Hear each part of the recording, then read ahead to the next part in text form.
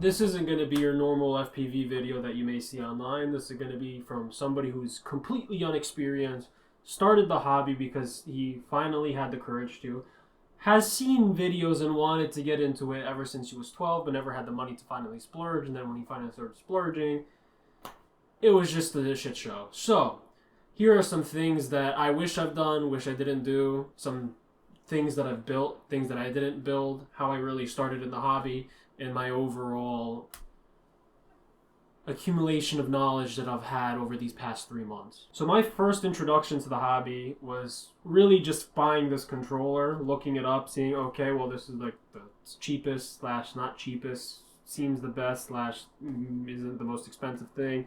And I bought this ELRS Pocket Master controller. I started learning in liftoff, flight sim, because, you know, I decided to build a huge drone because I thought I had the capability to actually fly it, and it kind of turned out like this right here somewhere. I crashed it twice. Oh my god, Daddy! Burned 3 ESC FC stacks until I actually finally got it running for the first time, and then when I finally started getting it running for the first time, failed completely because I didn't train hard enough in liftoff, or what other... Liftoff's my preferred flight sim. Now, I've been flying drones for the better part of like 2-3 years now. I've had little toy drones ever since I was young. Maybe I had like RC helicopters, all these sorts of things. But I really started with this. This is the DJI Mavic or Mini 4K. I bought this, and I just cool shots, simple drone, gets the job done for photos. Somewhere here, and then at the very end, I just... But that's where I really started my drone journey. The very first goggles that I got are these knockoff DJI Eachine goggles. Everything I've bought has always been on Amazon just because of their return policy. If I don't need something, I just return it. These are the first goggles that I bought, analog, can't afford digital. The biggest regret I've ever had is not switching these out for these, right? The quality is tremendous and the difference is just impeccable, and talking about it like I've done it months ago, I just did this today. I wish I knew better. These are the best improvement to any analog, these antennas right here. And then we'll do a quick little run through of everything else. This is my 4-inch drone that I'm going to be planning to build. Electronics wise, I'm not going to really get into it. I use mainly analog, mainly because of the fact that it's cheaper, but I do like the fact that it's basically instantaneous. There's no like delay when it comes to video feed. I use all HGLRC parts, electronics. So basically, these electronics, they come in these little like, you know, bag, little, the stuff that you plug the stuff into. And then I think this is the ESC right here. These are the electronics that I use. Like I said, I'm not going to get into it. Whole bunch of stuff. It took me like 2 weeks of solid soldering work to really get good at it, and then actually putting them together. Also, I burnt 3 ESC FC stacks, so don't even get me started. I was unexperienced. But this is the one that I'm going to be building soon enough. This is the one that I just got into. This one I bought pre-built from Amazon. This one right here I got into because of, I'll show a video. There's this kid from my school. I go to college.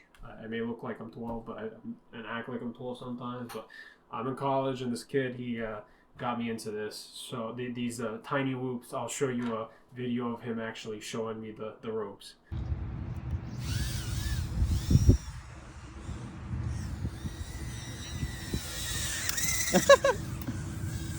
I caught myself, dude.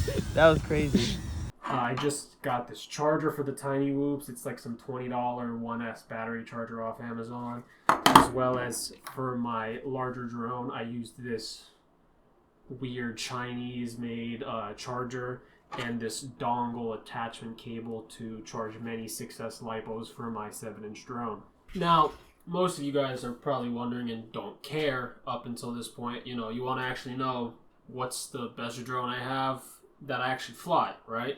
And it has to be the very first one that I made, the very big one that I have, the 7-inch FPV drone that I struggled on for many weeks and crashed so many times and had to register with the FAA, get this our remote thingy-mabob to make sure that planes know that I'm in the sky because it's over 250 grams, and then you have to register, and it's the whole thing.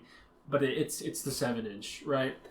There's nothing that compares to that raw speed and power. It can go over 100 miles an hour. It's just it's music to my ears every single time I fly it.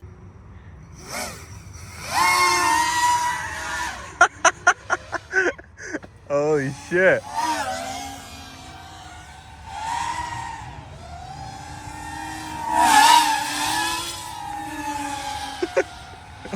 Let me see.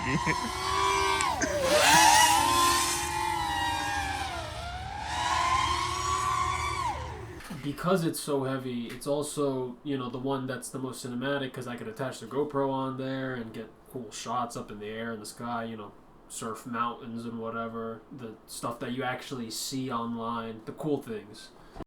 Do I record it now? Yeah, start recording. I'm recording you. Yeah, and then... Okay, now go to the thing. Got it.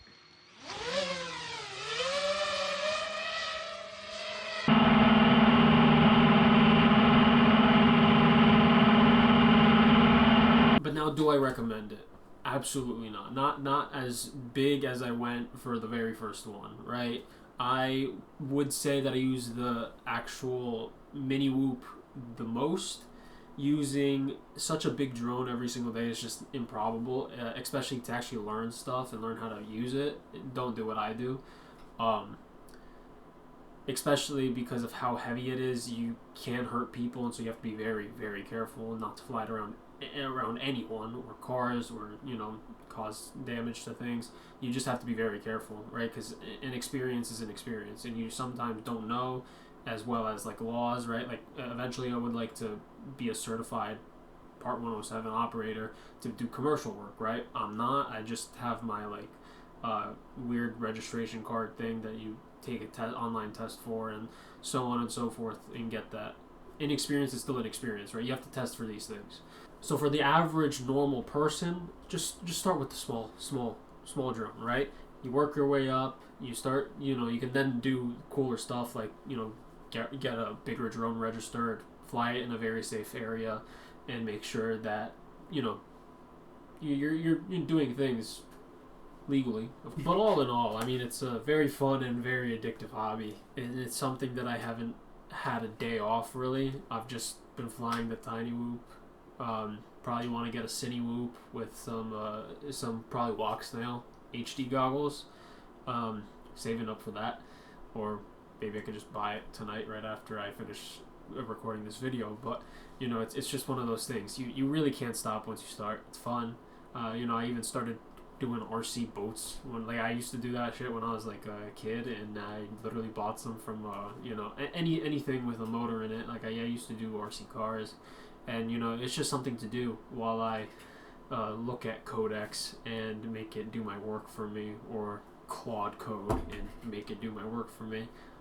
I just fly drones and work on my never-ending projects that I do for my multitude of businesses that made me a millionaire. So thank you for watching. Hopefully this was a very fine-tuned video, and all in all a very educational video for someone that may or may not want to start this hobby.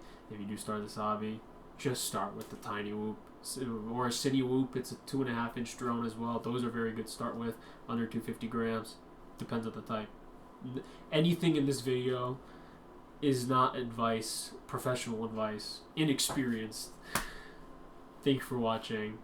Peace out.